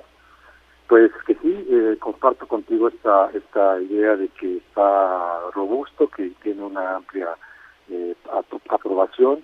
Empezamos a medirlo, para contarle al auditorio, empezamos a medirlo hace un año, en agosto, justo antes de que tomara posesión en diciembre, apareció con 64.6, ya de por sí arriba del porcentaje que obtuvo en las urnas, que si no mal recuerdo fue 53%. Después, en noviembre, se nos cae unos puntos a 55.6. Esto después de la decisión que toma del aeropuerto de Texcoco, del nuevo aeropuerto. Posteriormente, en marzo, lo medimos, 79%, ahí tiene una recuperación, digamos, sube como si fuera un cohete. Después, en junio, habrá sido la lucha contra el huachicol lo que lo propulsó. Exactamente bien. Ahí se cruza todas estas acciones que hizo contra el huachicol, la compra de las pipas, en fin, toda esta campaña mediática en sus mañaneras de que estaba haciendo algo para preservar el patrimonio de petróleos mexicanos. Después, en junio, 68.7, y ahora lo encontramos en 69%, ya, digamos, la víspera, hace unas semanas, unos días antes de su primer informe de gobierno. Ahora, ¿cómo explicar? A ver, tenemos como logro máximo, según la propia encuesta, programas sociales, como error máximo, el combate a la delincuencia. Sí, una realidad que sigue siendo terca. ¿Qué más, David? Decir, ¿qué alimenta esta buena expectativa o esta buena esperanza que hay en su gobierno? Pues yo creo que es justa.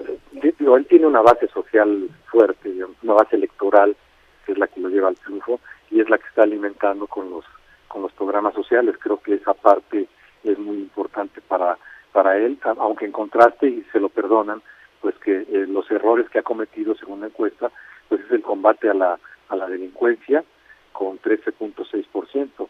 Y el logro, pues ve qué diferencia hay entre uno y otro. El logro en los programas sociales con 25%. Yo creo que esa parte, y el saber vender, que está ayudando a los que más necesitan en este país, a los más pobres, creo que me parece que es parte de su ganancia, pues, de su base mediática y política y retórica. Me parece que va por ahí. Tiene algunas preguntas muy interesantes la encuesta. Por ejemplo, cuando pregunta ¿quién ayuda al presidente López Obrador? Dice su gabinete en primer lugar, y hasta abajo organizaciones civiles y partidos políticos. Sí, a pesar de que ha habido críticas hacia el desempeño de su equipo de trabajo, ¿no? Porque además él aparece, digamos, como un líder muy por encima de su grupo de colaboradores. Me parece que es por ahí. Ahora, y las mañaneras, pues el estar digamos, este esquema de comunicación política que tiene, pues es muy poderoso, porque desde la mañana está como cohete poniendo temas. Ahora, las mañaneras, es interesante tu reflexión como periodista, lo que le ha permitido es gobernar la ciudad virtual, es decir, una ciudad que es ingobernable, la de las redes sociales, ¿no? La de las plataformas, pues resulta que ya hay un presidente que se metió a gobernarlas y le funciona bien. Entendió cómo hacerlo quizá antes que muchos de sus homólogos en el resto del mundo, David. Sí, eso es muy importante, pero lo que me parece, y ahí sería la contraparte, es algo que no he entendido el ciclo informativo, porque sobre todo para los medios digamos tradicionales, porque ya es bien complicado que tú como editor de un medio impreso lleves la misma noticia que dio a las 7 de la mañana y se la entregues al lector al otro día a las 7 de la mañana, cuando él ya de hecho ya está en otros temas. Entonces ese ciclo informativo es el que yo creo que ahí le falta responder. De hecho, nosotros por eso hoy en nuestra portada, cuando llevamos la encuesta y llevamos la otra noticia del arreglo con las empresas de los gasoductos, privilegiamos la reunión que tuvo él con su gabinete, donde además es muy importante cuando él les dice hay que soltar ya el dinero del gasto público que se tiene, porque es muy importante como motor de la economía el gasto público. Entonces me parece que esa parte ya la entendió y me parece que es de celebrar. Que está dando noticia para el día siguiente. Y que está dando una noticia para el día siguiente. Pero además no solamente es para celebrar que se empiece a mover la economía, porque yo creo que también ahí no le incomodó el cero de crecimiento del segundo trimestre. Última pregunta, también entre las curiosidades de la encuesta. ¿Usted sigue o no las conferencias diarias del presidente? Y estás hablando que en agosto 55.1 de las personas encuestadas siguen estas conferencias. Es decir, está politizando a la población. Por eso es que quizá no se interesaban en lo público. Hoy, por lo menos por esta vía, se está politizando. Y es parte de su base electoral, es casi el porcentaje que él ganó o que obtuvo en la elección del 2018, más lo que tiene lo que va ganando pues en otras capas de la sociedad, pues lo llevan casi al 70%, por lo menos en nuestra encuesta. Y no sabes cuánto te agradezco tu tiempo, la posibilidad de hacer este análisis contigo. Déjame nada más para hacer una mención. Mañana llevamos una segunda parte de la encuesta en el Universal, en el papel y en las plataformas digitales, y es bien interesante sobre el tema de la revocación del mandato. ¿Usted votaría a favor o en contra de que siga en el cargo el presidente de México en agosto? Y mañana les damos la respuesta. ¿No me la adelantas? No. Me ibas a dar la primicia, caray. No, mañana contra. ¿Puedo apostar contigo? Sí, a ver. 60% quiere que se mantenga el mandato. Vas a perder. Ah. Es un poquito más arriba. Mañana estoy al pendiente. David, muchísimas gracias. Acudamos al Universal como fuente. Muchas gracias. Tengo conmigo a Emilio Cadena. Es quizá pues una de las mentes mejor equipadas, mejor amuebladas para entender al sector exportador, a la locomotora del crecimiento en el país. Emilio, qué gusto tenerte ahora en este espacio y poderte escuchar con nosotros. ¿Qué tal, Ricardo? ¿Cómo estás? Un gusto saludarte, a ti y al auditorio. Pues mira, he andado en falta de balance, di muchas noticias malas, es que había varias que dar al principio del programa, sobre todo en temas de seguridad, y la verdad es que una gran noticia que sí quiero compartir con el auditorio, pues es que ha habido un crecimiento todavía mayor de las exportaciones. O sea, algo estamos haciendo muy bien, que a pesar de todo, esa locomotora no se detiene. Quería un poco preguntarte a qué le adjudicas a esos resultados que observamos en julio. Sí, pues mira, lo hemos platicado otras veces tú y yo. Sin duda que la vocación industrial de México es la palanca de desarrollo del país, ¿no? Tenemos muchos lugares en este país que tienen grandes establecimientos de manufactura. Tenemos gente mexicana ya de mucho tiempo preparada para ser muy productivos en este tema de la manufactura en diferentes sectores, y sigue siendo otra vez el motor de la economía. Tiene mucho que ver, tú lo sabes, que la gran mayoría de las cosas que hacemos se exportan a Estados Unidos, y Estados Unidos es como la gran buena noticia de crecimiento en el mundo en todas estas cosas de crecimientos reducidos. Entonces es una combinación de las cosas, ¿no? Emilio, traíamos la preocupación hace una semana, bueno, ya meses, el problema de huelgas en Matamoros, ¿no? La subida del salario, ¿no? En la frontera, sí, que esto pudiera afectar la exportación, pero parece que a las empresas exportadoras eso no les hizo ni un rasguño. Sí, algunas cosas ahí, creo que Matamoros es una cosa distinta, que sí teníamos el miedo de algunos contagios de la combinación de factores, ¿no? Desde algunas malas prácticas y algunos malos entendidos en Matamoros, pero no ha pasado, y lo hemos venido diciendo también. El sector exportador es, en el tema industrial del país, es el sector que mejor paga en México. Entonces no se vio afectado realmente por este incremento en el salario mínimo. Ya sabíamos nosotros que nosotros no estábamos pagando los mínimos. Sí hubo ajustes importantes en algunas zonas del país para mantener a la gente, digamos, en algunas proporciones relativas a ese salario mínimo, pero en la producción, evidentemente, como tú lo dices, no ha tenido el impacto. Somos el 70% de las exportaciones, Ricardo, y y en lo que va del año, de los datos que tenemos, somos el 123% del crecimiento de los empleos en el Seguro Social. Alguien dirá, ¿por qué el 123%? Bueno, porque crecimos más de lo que creció el Seguro Social. Eso quiere decir que algunos otros sectores dejaron de tener gente en sus establecimientos. Nosotros, por el contrario, seguimos afortunadamente creciendo. Sí hay que entender que mucho de este mérito, digamos, es el crecimiento de la economía en Estados Unidos, y nosotros aprovechamos nuestras instalaciones para darle servicio a ese mercado. Ahora, mire, estuvimos a 2 de hoy estar dando al público una noticia muy negativa. Cuando el presidente Trump amenazó con las tarifas adicionales si México no reaccionaba al desorden de la migración centroamericana, pues a locomotora empezó a frenarse. Te pregunto, porque no veo como unanimidad con respecto al comportamiento que tuvo el gobierno en esta negociación con los Estados Unidos, ¿cuál es tu opinión? ¿Hicimos bien? ¿La libramos? ¿Habría sido riesgoso no hacerle caso a Trump? ¿Sacrificamos a los migrantes a cambio de esta locomotora? Pues tu pregunta tiene una respuesta muy complicada, ¿no? Yo creo que necesitamos asegurarnos que mantenemos esta palanca de desarrollo del país, esta palanca del empleo del país, porque yo creo que ese es lo que a esta administración tanto le preocupa, con toda razón. Es en una de las cosas que creo que todos estamos de acuerdo. Entonces, sí creo que hay que tratar de mantener las cosas separadas, pero con Donald Trump no se puede hacer muy fácil. Entonces, no estoy seguro que es ideal juntarlo, no, pero tampoco estoy seguro que tenemos muchas salidas. Entonces, ojalá que sí podamos poner orden y que podamos, en el tema migratorio, para el beneficio de los dos países, y ojalá que podamos seguir trabajando con Estados Unidos, y no digo con Donald Trump, Ricardo, sino con todos los que tenemos que ver con este comercio, para convencer a los políticos de los dos lados que no juntemos una cosa con otra, ¿verdad? El comercio y el beneficio social que tiene el comercio no lo podemos juntar con los problemas que efectivamente sí podemos tener en temas de migración. Oye, Emilio, ¿hay nubarrones de recesión en Estados Unidos el año que entra? ¿Los crees? ¿Te preocupan? ¿Son rumores? Desde luego que me preocupan.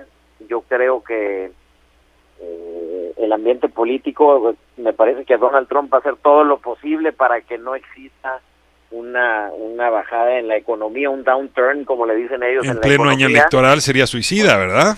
Pues porque para él es la bandera con la que él maneja y con la que él dice que le tenemos que aguantar todo lo demás porque la economía va creciendo. Entonces yo creo que va a hacer todo lo posible para seguir creciendo. Si es así, el sector exportador de México va a seguir creciendo.